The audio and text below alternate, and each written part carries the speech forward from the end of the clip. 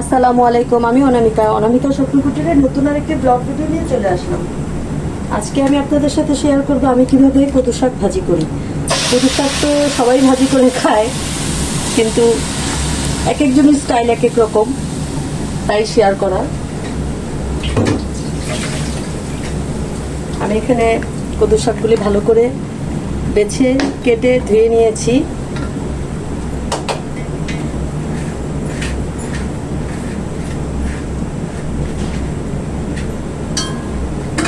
আমাদের বাসায় কদু শাক ভাজি সবারই মোটামুটি খুব পছন্দ, তো আমি এখানে কদু শাকটা দিয়ে দিলাম চুলায়, আর সাথে দিয়ে দিব কাঁচামরিচ যেন সিদ্ধ হয়ে যায়, আর সামান্য পেঁয়াজ, কারণ আমি এটাকে বাগার দিব, তাই এখানে অল্প করে পেঁয়াজ দিলাম, কারণ আমি আবার কাঁচামরিচ দিয়ে পেঁয়াজ রসুন দিয়ে বাগার দিব। আর এখানে পরিমাণ মতো লবণ। শাকে কিন্তু লবণ বেশি হলে সেটা খাওয়া যায় না, এটা সবসময় খেয়াল রাখবেন, অনুমান বুঝিয়ে তারপরে দিবেন, দরকার হলে কম দিবেন, টেস্ট করে পরে আবার দিবেন, এটা ভালো।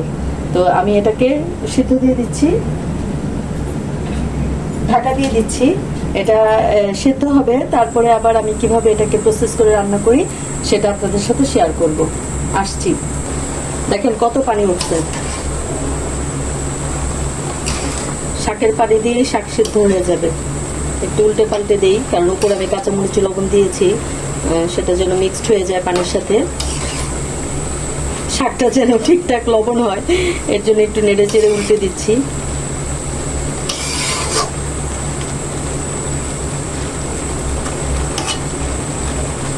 এই পানি দিয়ে এটা ঠিকঠাক সিদ্ধ হয়ে যাবে।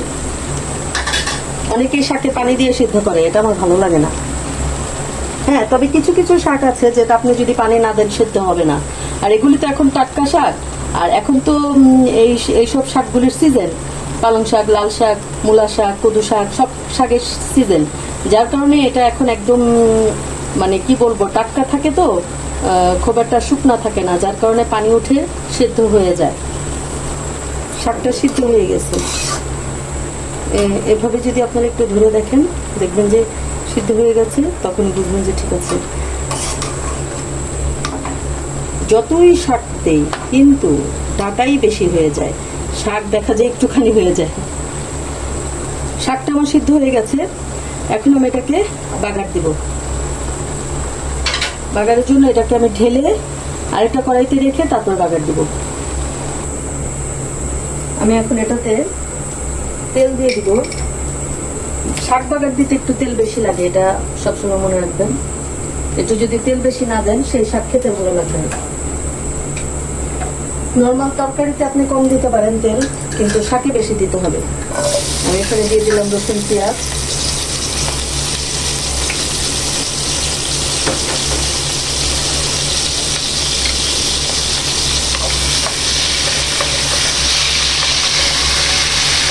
চাইলে আপনারা এখানে শুকনো মরিচ দিতে পারেন, আমি শুকনো মরিচ দিই নাই, কাঁচা মরিচ দিয়ে দিয়েছি ওটাতে, ঝাল বেশি হলে আবার খাওয়া যাবে না। এটাকে আমি লাল লাল করে ভেজে নিই,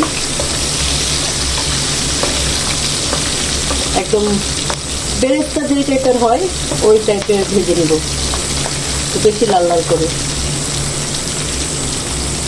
যারা আমার চ্যানেলটিতে সাবস্ক্রাইব করেননি তারা অবশ্যই দেখার সময় একটু সাবস্ক্রাইব করে লাইক বাটনটা প্রেস করে দেখা শুরু করবেন।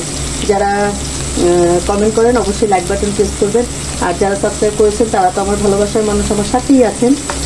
আর আমি সবার কথাই বলি, অনেকেই আমরা ভিডিও কিন্তু দেখি না, না দেখে বিশাল একটা কমেন্ট করি, তুমি এটা করেছিলে, ওটা করেছিলে, এটা দেখে নিলাম, ওটা দেখে নিলাম।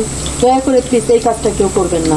যদি আপনারা দেখেন তবে পুরোটা দেখেন, মানে ইমানদারি যেটাকে বলে সেইভাবে দেখেন, না হয়তো এই যে একটু দেখে ফুল ওয়াচ করলাম, তারপরে যে লাইক ডান করে দিলাম, এগুলি বলার তো প্রয়োজন নাই।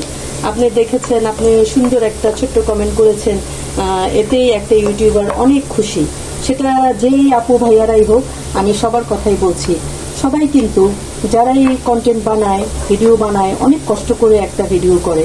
যতক্ষণ সে ভিডিও করে ততক্ষণ তার মাইন্ড, তার সব কিছুই কিন্তু এটার মধ্যেই ফোকাস থাকে, সেই কাজটার মধ্যেই ফোকাস থাকে। তো যেহেতু তারা অনেক কষ্ট করে একটা কন্টেন্ট বানায়, আমরা একটা লাইক কমেন্ট করতে কি আমাদের খুব কষ্ট? খুব একটা কষ্ট না। একটা সাবস্ক্রাইব করতে কি খুব কষ্ট? খুব একটা কষ্ট না। আর আমি যদি কাউকে একটু সাবস্ক্রাইব করি, আমি যদি কাউকে একটু ভালোবাসা দেই, আমার জন্য যদি কারো একটা চ্যানেল গ্রো করে, হ্যাঁ, তাহলে আমার তো কোনো ক্ষতি নেই। আচ্ছা, এটা লাল হয়ে গেছে, এখন আমি শাকটা দিয়ে দিচ্ছি।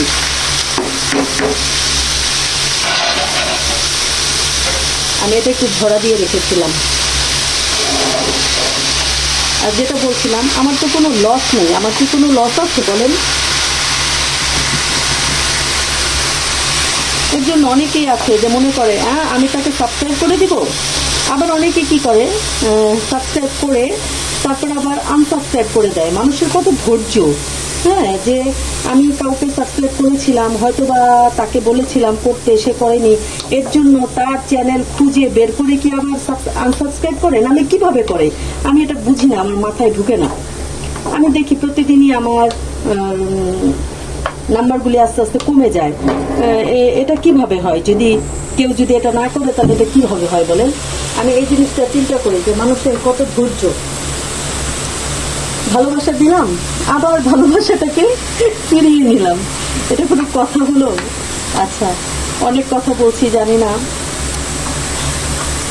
মামা আবার আমাকে ব্লক মেরে দেয় কিনা জানি না। অনেক কথা বললাম সবার সাথে। আসলে সবাইকে অনেক ভালোবাসি, আমার ভালোবাসার মানুষগুলোকে অনেক ভালোবাসি, তাই অনেক কথা অনেক সময় শেয়ার করি। কেউ কিছু মনে করবেন না। আসলে অনেক কিছু ভেবে যে বলি তা না, মনে হয় যে এরা আমার ভালোবাসার মানুষ, তাদের সাথে শেয়ার করবো না, আমি কার সাথে শেয়ার করব?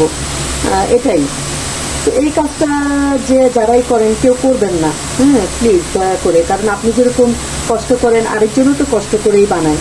হ্যাঁ, তো এটাই আর কি আমার সবার কাছে একটা বিনীত অনুরোধ। যদি ভালোবাসা দিতে ইচ্ছে করে তবেই দেন, যদি মনে করেন আপনি ভিডিওটি দেখতে পারবেন তবেই দেখেন, আর তা না হলে তার পেজটাতে তারই আপনার দরকার নেই। আমি যেটা মনে করি যে আমি ভালোবাসতে পারবো না, আমি তাকে একটু সময় দিতে পারবো না, তাহলে আমি তো এই নাটক দেখানোর তো কোনো দরকার নেই। হ্যাঁ, এই নাটকের তো কোনো দরকার নেই। দেখেন এখনো কিন্তু পানি উঠছে শাক থেকে। আমি কিন্তু একটু ঝরা দিয়ে রেখেছিলাম, জ্যাক শুকিয়ে যাবে। আর শাকের কালারটাও কিন্তু সেই সুন্দর হয়েছে। আপনারা ক্যামেরায় বুঝতেছেন কিনা জানি না, কিন্তু আমি বুঝতেছি যে সেই সুন্দর একটা কালার হয়েছে। নিশ্চয়ই খেতেও খুবই টেস্টি হবে। কারণ আমার কাছে অনেক সময় মনে হয় অনেক জিনিস যেটা দেখতে সুন্দর সেটা খেতেও মনে হয় ভালো হয়, আবার কিছু কিছু জিনিসের ক্ষেত্রে কিন্তু সেটা ঠিক হয় না। আমরা কিন্তু অনেক রেস্টুরেন্টে অনেক ডেকোরেট করে খাবার আমাদেরকে সার্ভ করা হয়, কিন্তু সেই খাবারটি দেখা যায় যে দেখতে অনেক সুন্দর হয়েছে, খেতে একটুও মজা না। তাই সব জিনিস দেখতে ভালো হলে যে খেতে ভালো হবে এটা কিন্তু না। তবে অনেক জিনিস আছে যেটা দেখতে সুন্দর লাগে, সেটা খেতেও ভালো লাগে, আলহামদুলিল্লাহ। এটা শুকালে, এটা শুকাতে একটু সময় লাগছে। যাই হোক, আমি আসছি। হয়ে গেছে অলমোস্ট, আর একটু হলেই হয়ে যাবে। তো সবাই ভালো থাকবেন, সুস্থ থাকবেন, যার যার পরিবার নিয়ে নিরাপদে থাকবেন। আমার জন্য দোয়া করবেন, আমি যেন আমার পরিবার নিয়ে সুস্থ থাকি, ভালো থাকি, নিরাপদে থাকি। আসলে দেশের যে পরিস্থিতি হচ্ছে, কতটুকু যে নিরাপদে কে থাকবো আর আছি তা জানি না। খুবই খারাপ অবস্থা দেশের, চারিদিকে শুধু মারামারি, এই সেই চলছে, চুরি ডাকাতি, ভালো লাগে না। এটা যতটা শুকাবেন ততটাই কিন্তু টেস্টি হবে। একটু ভালো করে নেড়ে নেড়ে চুলাটা মানে বাড়ায় দিয়ে তারপর এটা শুকাবেন, তাহলে পানিটা থাকবে না শাকের ভিতরে। পানিটা চলে গেলে এটা টেস্টি হয়ে যাবে। সবাই ভালো থাকবেন, আসসালামু আলাইকুম। কালারটা সেই সুন্দর হয়েছে, যদি একটু কেমন কেমন লাগছে, কিন্তু দেখতে কিন্তু আসলে অনেক সুন্দর হয়েছে। ভালো থাকবেন সবাই, আসসালামু আলাইকুম।